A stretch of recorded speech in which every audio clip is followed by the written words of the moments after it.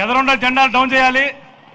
ఎదురుండ జెండాలు డౌన్ చేయాలి. దయచేసి ఎదురుండ జెండాలు డౌన్ చేయాలి.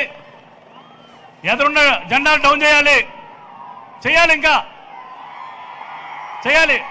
జెండాలు పైకెత్తొద్దు.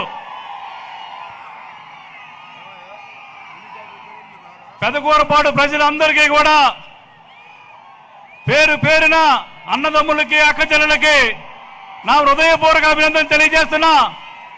మీ అందరి కోరిక ప్రకారం మరి రెండోసారి ముఖ్యమంత్రి వర్యులు మన కూరపాడు నియోజకవర్గం రావటం చాలా సంతోషకరమైన విషయం.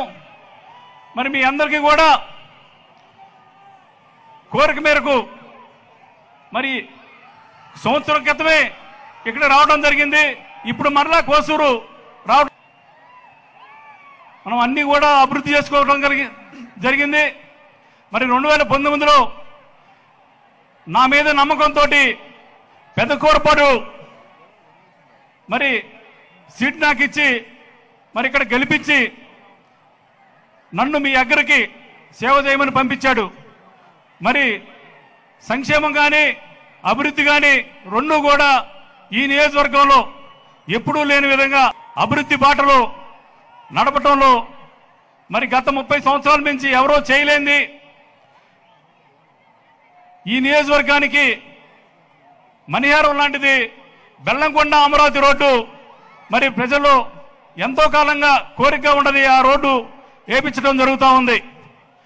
మరి ఈ నియోజకవర్గం రూపురేఖలు మారాలంటే మరి జగ్గైపేట దగ్గర మనకు మాదిపాడు దగ్గర బ్రిడ్జి వస్తే ఈ నియోజకవర్గం రూపురేఖలు మారుతాయని చెప్పి అక్కడ బ్రిడ్జి కూడా శాంక్షన్ చేపించి టెండర్ కూడా అయిపోయింది.